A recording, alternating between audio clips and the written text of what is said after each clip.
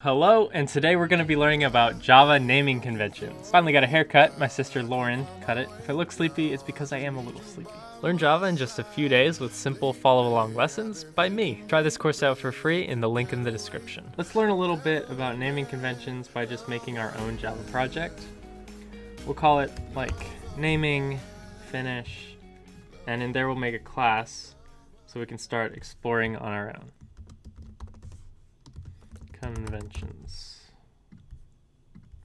So basically there's a lot of things in Java that we name ourselves. We name our own classes, we name our own variables, methods, but a lot of the time if you just name it anything like XYZ123, it's not really helpful. So what we do is create rules that help us identify classes, packages, methods, variables, etc. So now I'm going to go over all the rules for naming conventions in Java. Let's zoom out here a little bit and make a variable, say int a equals 5. In this file we have several names already. We have a class called naming conventions, we have a parameter called args, we have a variable name called a, and a main method name called main. All names must follow these two rules. They cannot have a space and they cannot start with a symbol. So let's start with our class name here. It's called naming conventions with some uppercases.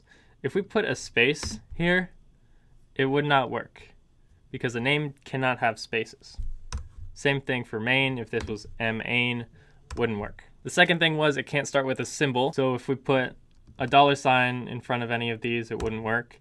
If we put even a number, 1, 2, 3, it wouldn't work. So this is the case for all of these names. It's got to start with like a character. Now that we got that out of the way, let's go through each name we can do and give some common rules for those. And let's start with classes. So a class should start with an uppercase, use full words, so no abbreviations, and be related to what the class does. In this case, we're learning about naming conventions, so it makes sense that we titled it this. It starts with an uppercase, and it uses full words. Usually it's not good for class names to be like abbreviations like this, so like I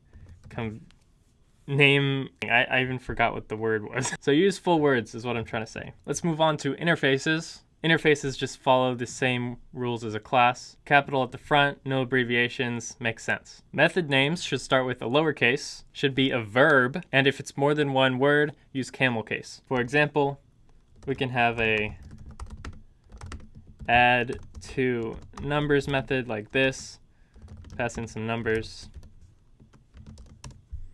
and return 0 for now. But this method name follows all the naming conventions. It starts with a lowercase.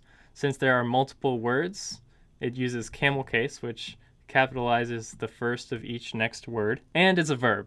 Add two numbers. Methods should be named verbs because that's what methods do. Methods are actions. Let's move on to variable names. For this example, we have an integer a equal to 5. Usually it's the best rule to avoid single character variable names. It's best to name your variables what the variable actually is. It's fine for math and stuff, but it should describe what it is, so like age. Variables should also start with a lowercase, no symbols, no white space, and if it contains multiple words, just do camel case again. Next we'll do packages. So if we have, say, a scanner object in here, and then we import the packages from, packages here should start with lower cases up until the class name. They should also be separated by a dot. Let's just get rid of this error really quickly. Another naming convention, so we'll just practice right here. I put system.in inside the scanner constructor to make that error go away.